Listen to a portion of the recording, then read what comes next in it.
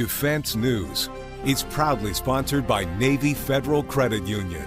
If you're a member of our nation's armed forces, the Department of Defense, or if your family is, we'd be proud to serve you too. On this edition of Defense News Weekly, updates from the Veterans Administration. We go inside the VA to talk to the Deputy Secretary about a host of pressing issues. Among the topics, where does the backlog of pending benefits claims stand? And what's the plan to lower the number?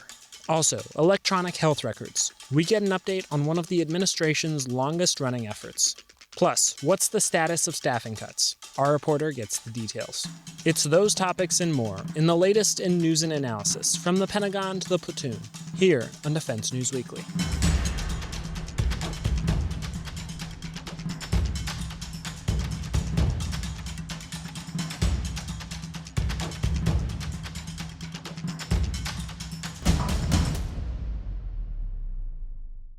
We're here today with VA Deputy Secretary Paul Lawrence. Thanks so much for sitting down with us today and chatting about some of the issues with VA. Absolutely. Great to be with you again, Leo. I wanted to start off by talking about the recent news with the VA staffing levels. The department just announced that you expect to have 30,000 fewer employees by the end of this fiscal year, by this fall. Originally, there was talk of somewhere around 80,000, a larger cut than this. What have you seen in recent months that's revised some of that number backwards, and how confident are you that this is the level that VA needs to be at going forward? Sure. Well, as you know, the Secretary got confirmed and announced that he put a target out of 80,000. That's what you referenced. And it was a target. And the idea was to be focusing really on his objective, which is putting veterans first. And so from afar, what we noticed in the previous administration was more people and more money did not yield better service. So our going in thing was, well, fewer people should get us better service. We began a process to review our staffing levels, involving careerists, involving everybody to try to figure out what is the right level. Along the way, we offered voluntary retirement and the like, and 30,000 people we think will take that. After looking at that and exempting about 350,000 jobs because we knew they delivered mission critical services, healthcare benefits and the like, we think we reached the right level at 30,000. We reserve the right from time to time to continue to drive efficiency, so that number might increase marginally, but there will be no big RIF, which was sort of got confused with the target. When you were looking at some of the voluntary retirements and some of the scheduled retirements and whatnot, there's less control over who's leaving and who's coming in. That's sort of up to the employees there. Do you feel like some of the what you were looking at in terms of getting rid of some of the positions that were less efficient, getting rid of some of the redundancies, how did you do that without being able to really pick and choose who you wanted to eliminate there? Certainly. Well, a little bit of both, but I do want to push back. We did have some control. We didn't want some of our top folks who serve veterans to leave, doctors and claims adjudicators. So we really tried to encourage them not to leave because based on their contribution. But I think it was pretty clear through our signaling about what we wanted to do, drive efficiency. I think the Secretary has been incredibly articulate about, the bureaucracy that gets in the way between us delivering support to veterans for no reasons we can figure out. So I think that message was well received and people self-selected and chose to retire. Okay. It's still a very big bureaucracy, though. I mean, these are not close to the 2019 staffing levels that when President Trump was first in office, when he left office there, and I know that was a look. So as you said, you're still going to be reviewing. Do you foresee another large push? Do you foresee more just tweaking here and there, looking at individual offices? What should employees expect when they're looking ahead in terms of, frankly, job security? Well, so what they should expect and what they should think about very hard is the Secretary's commitment, objective, to put veterans at the center of everything. They should be thinking less about the organization and more about our commitment to veterans. They should be thinking about how they serve veterans directly. So we will continue to look for efficiencies. So for example, consolidations of payroll systems, consolidations of call centers, consolidations of things that business operations that in the private sector are just done so much better. We don't think there's a reason why veterans should be getting second-class service from us. We want them to have world-class healthcare, world-class benefits, and that means a world-class organization that delivers that. So we're going to continue to optimize and drive efficiencies and the like. But there won't be one big thing. It'll just be continual improvement. And again,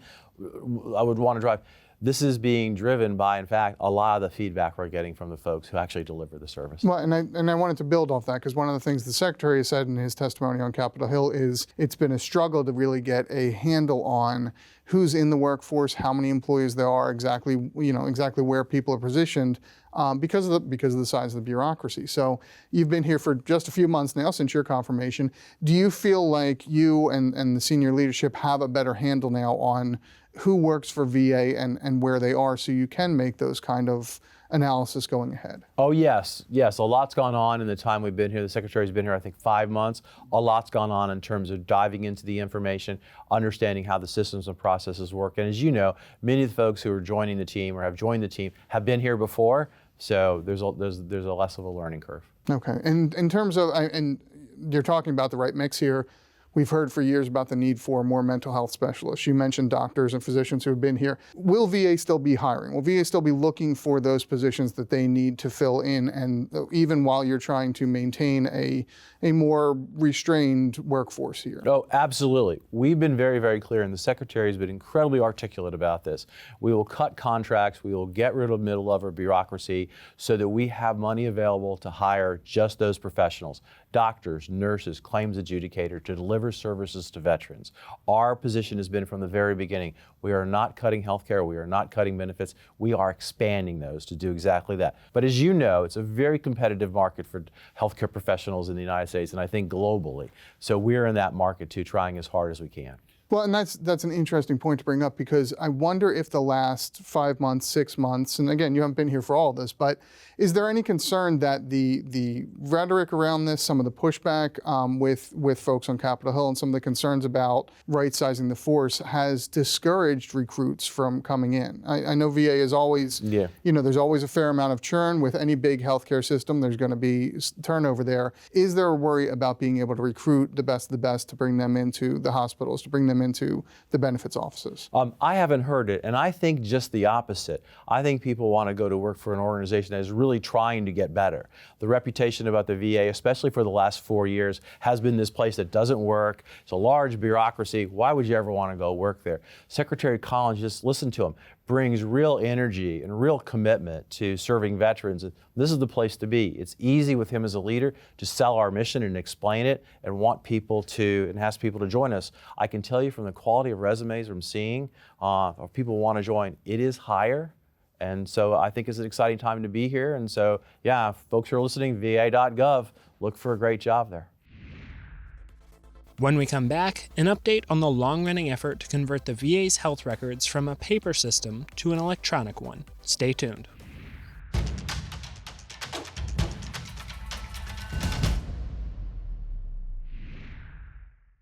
One of the other big responsibilities that you're going to oversee, and especially without a confirmed Undersecretary of Health right now, is the issue of the electronic healthcare records. And I know this is something that you were involved in somewhat, a little bit less so the first term, but this is going to be on your portfolio this time. Talk to me about where we are with the project right now. The Secretary has already announced a decision to accelerate the previous schedule to try and get this back on track. Can we do that? What have you seen in the last few months here, and is this a realistic goal, or are we potentially walking into another problem where the program is rushed again and we have training issues, safety issues, just concern about putting in a massive new record system? Certainly, you're right. When he got here and he was clear in his confirmation hearing, going to get everyone together and figure out what's to be done, because it shouldn't take forever to implement this system, right? I think 6 sites had been done up until this point, and that was not the promise in 2018. So through the reset, we accelerated to have more sites brought online in 2026. I can tell you, since I've been here, you're right, it's been my #1 focus. I deal with our team almost daily. I deal with the vendors regularly, and everyone's committed to delivering this. What I can tell you from the project schedules that I'm reviewing now and where we are, we're on track. I have no reason to doubt we won't be able to deliver on Secretary Collins' promises. I think that electronic health record is key to delivering world-class healthcare to our veterans. And I will tell you, I was in Chicago last week at Lovell, where they implemented a while ago, talking to the team about what were the lessons learned, what can others take away from this. And 2 points come across I want to share. One was other sites that are coming online have been there to learn on their own without instruction from us.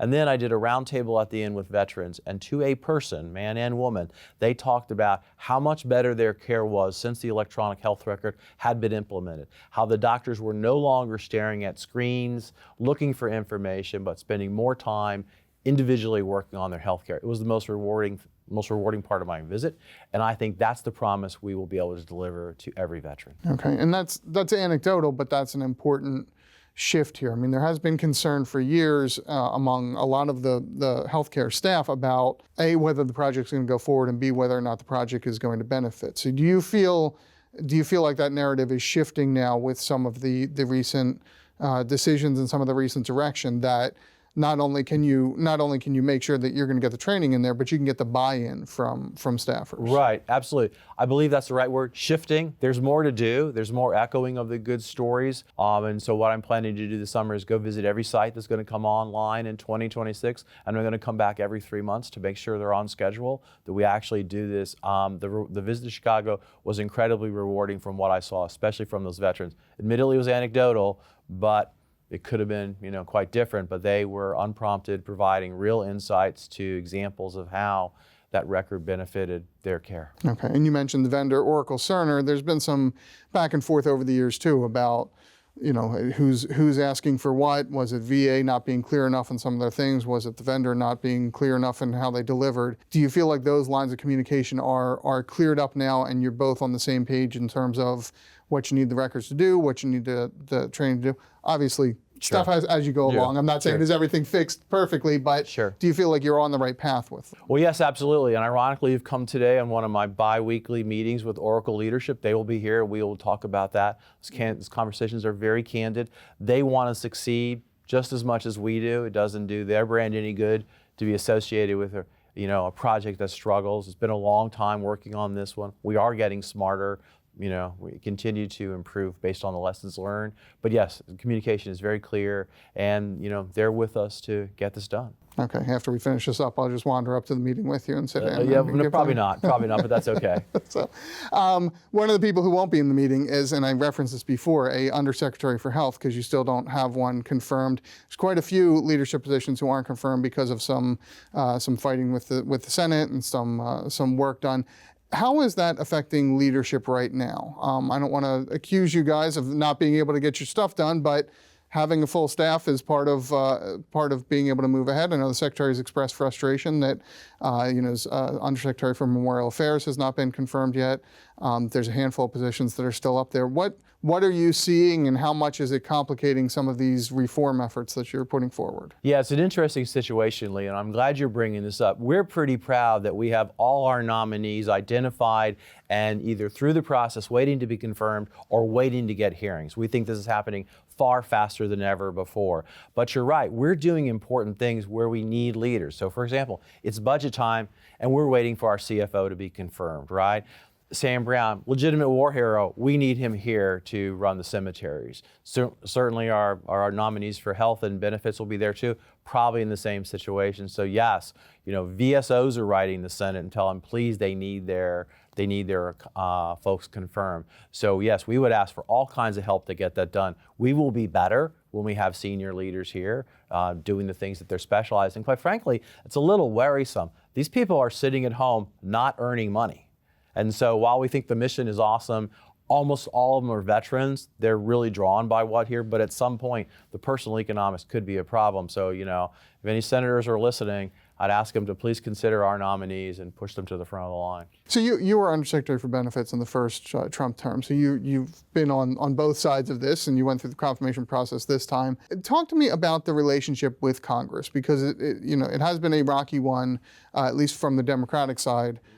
For the first few months here. You navigated this the first term, used to talking both Republicans and Democrats on Capitol Hill to try and get the mission done. Does it feel different to you this time, or does it feel like some of the normal transition politics, and you feel like you're going to be able to get there to a happy negotiating point where everyone can at least work towards a common goal. Yeah. I think the public perception, I don't think, is exactly accurate. Everybody, veterans issues are bipartisan, right? Even when I met with the Democratic senators through my confirmation process, it's always like, let's talk about what we can do to improve service for veterans. Let's talk about my state, but what can we work on together?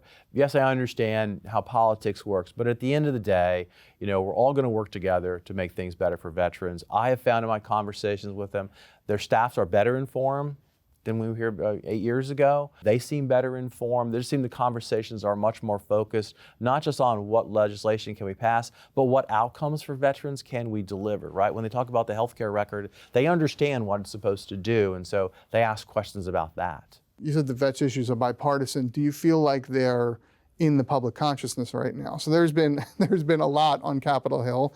As you mentioned, the budget is moving up there, but there's been a lot of budget issues and a lot of back and forth. Do you feel like you're able to cut through some of that and talk to not just the veterans groups, not just the veterans community, but the public about the importance of this work? Or is this still the traditional VA somewhere out there? People sort of understand it's there, but the public just doesn't have a great handle on what VA is or does. Yeah, I've never felt that latter point. I've always felt folks understand the role of veterans in our country. I think by your work, we have access to all the organizations that talk to veterans. I've just come back from some. I'll be going some this summer. The Secretary will go some.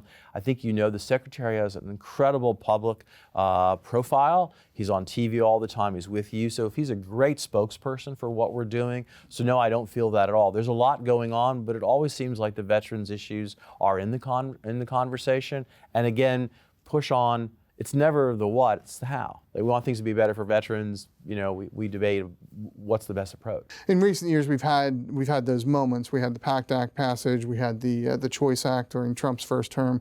It feels like the interest spikes, but then goes down, spikes and goes down. I'm constantly surprised by the number of folks who don't understand just the size and scope of VA, the $450 billion budget that you guys are looking at next year. So I think that's part of where I'm coming from is I don't think a lot of folks understand what VA means for the whole healthcare system. And as you go into more work with the electronic healthcare record, as you talk about more community care stuff, I just wonder how much you think you're going to have to be not just selling to the veterans community, but selling to the public of, hey, this is important because it doesn't just affect this small group, it affects the local doctor, it affects the local hospital. Yeah, you've articulated a great challenge, which is we offer so much to veterans. We spend an awful lot of time on outreach, right? So we've talked about all the channels. You've been on many of them, you as well. But we also have a role in the broader healthcare system, right? We train 120,000 healthcare professionals every year through the VA system. Most likely your doctor did a residency with us. So we need to talk about that, as well as you remember during the pandemic, the fourth mission, when something happens, how we support the rest of the healthcare delivery. So yes, there's a lot to talk about. We tend to focus on services to veterans because we want to make sure they get their benefits, they understand what's possible through their service, they get healthcare and how it supports them and their family. So that tends to be the focus. When we come back, our financial expert gives insight into how your monthly car payment is determined. Stay with us for that.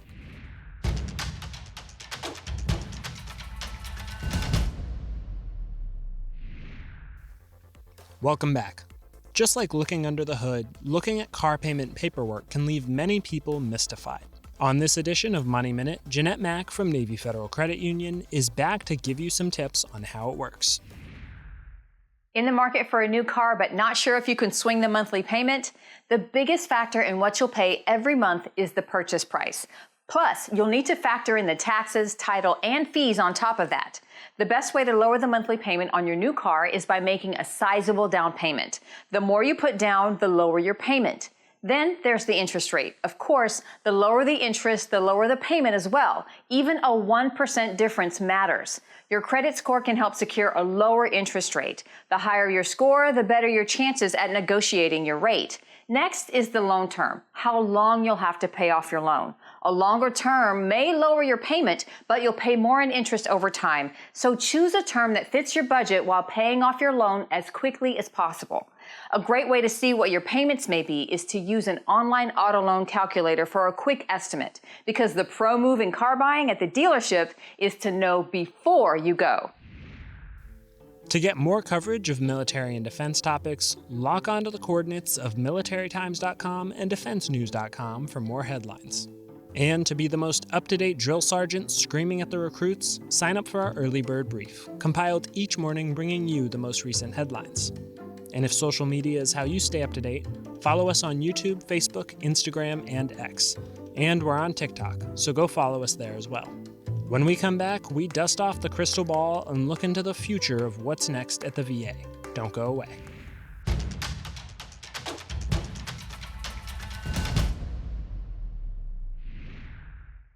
So we talked about some of the staffing changes and some of the staffing trims. You had mentioned the contracting cuts as well. I know that's an ongoing thing, still looking for those efficiencies. What should the veterans groups, what should the VA employees expect in coming months here? Should we expect big numbers of contracting cuts again? Should we expect some of these, these program eliminations and stuff, or are we sort of scaling down some of that and getting into a calmer area? I guess the question is, it was a lot. It was a lot for in the beginning, and it's a lot for folks to absorb, and that created a lot of stressors among employees, even if coming out later they may agree with some of the stuff. So what we've seen the first 6 months. What are the next 6 months going to bring in terms of what to expect for that? Sure. Well, obviously, as you pointed out, we had to get started, so there was a lot at the very beginning. I would encourage them to watch what sort of happens at a continual flow, right? As we continue to review things to make sure we have the right contracts. We have 76,000 contracts, and we've reviewed about half. So we'll continue reviewing them in a thoughtful and logical pace. We'll continue to review just way we're organized and the like. I think what they should be thinking about, these efforts are designed to drive efficiency. We've been very clear about that, to free up resources to help serve veterans. We've had contractors self-identify. I really don't need to do this work. You're right, that money would be better spent elsewhere. So I think they should continue to see an organization that's trying real hard to manage itself very well, to focus on veterans and make sure that everything we're doing makes some sense, right? If you can't explain why you have a contract and how it helps the veterans, you should be thinking about that. Or conversely, if you can say, this is how my work helps veterans, we'll understand that, and they should have no concerns. Okay. Department has fielded a fair amount of criticism over the transparency of those contracting decisions and some of the staffing cuts as well, especially from Democrats on Capitol Hill. But also, I think this week we saw a New York Times article saying that real questions about whether or not there were actual savings involved or where that is. Talk to me about transparency with contracts. I know I know the Secretary's out there talking about it a lot, but there's a difference between, talking about what he's found and actually providing that documentation to the public. So is it something that you see as a gap, and is it something that we can hope to get more information on as VA moves ahead to say, these are exactly the kind of contracts that we're looking at, and this is the broader scope of what we're looking at when we talk about saving? Certainly. Well, we try to be as transparent as possible, so that's our intention. And so it frustrates me when people say we're not, or we have questions, because I'm in meetings where we talk about we've sent thousands of documents to people to understand kind of what we've done. The one thing I'd ask folks to understand is contracts are sensitive documents in the sense that they reveal a lot of information. So we're probably not going to hand proprietary secrets of companies out there. So I'd ask for a little bit of understanding about how that works. But again, we've been very clear, the Secretary's been very clear, work that we can't figure out how it helps veterans. And so that's what we've really driven to in the contracts. No, you can share some of that with lawmakers, however, and I know when you were Undersecretary of Benefits, you had some of these kind of conversations with them.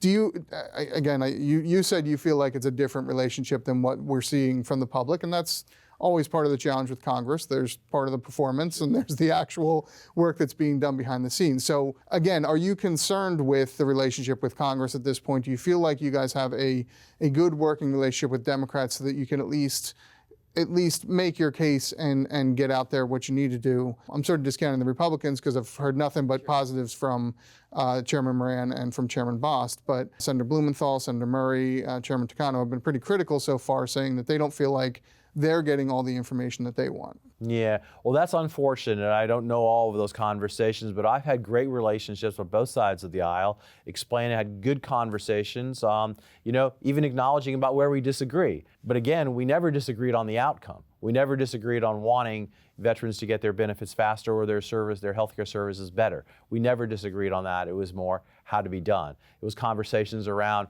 how comes there's no more investment in the hospitals in my state? Why do the pipes keep bursting and the like? How do we work together to get more money for maintenance, for example? Okay. Another benefits question for you, since I don't have an Undersecretary of Benefits to beat up yet, and since you're in here, we've seen continued progress with the disability claims backlog. The department has been very excited about some of the progress we've seen there, even as some of the staffing has come down. Have you looked at the specific numbers? Do you know when we're looking at getting back to those pre-pandemic levels again, that under 100,000 cases? I know that was a target of the last administration. They said probably sometime in 2026, but there was some uncertainty. I don't know if that's been a priority for you and a priority for the Secretary in terms of one specific metric, but can you just give me an update on, or if you've paid any attention to where those numbers stand right now? Oh no, we pay very serious attention to these numbers. They mean a lot to us. And nothing was more frustrating than hear the Secretary come in his first day and wake up and say, what's the backlog? 265,000 veterans waiting more than 125 days and no meaningful progress that we could tell, no plans and the like. So since day one, that's been my assignment. Secretary, we both got here, said something needs to be done. So we're working on a full court press. It has taken too long for veterans to get their benefits. That's one of our frustrations, what the team did the previous 4 years. The PACT Act was awesome. The planning for the PACT Act was pretty underwhelming. And this is now what we find ourselves in. So we're trying to recover that. And yes, we want to drive that number down back to pre-pandemic levels. That's our intention, and probably more to follow. I don't want to give you exactly because there's an ebb and flow, who's applying and how does it all work, and will some of the technology. You can give me all the details. I won't share that. I'll give you all the details after the fact.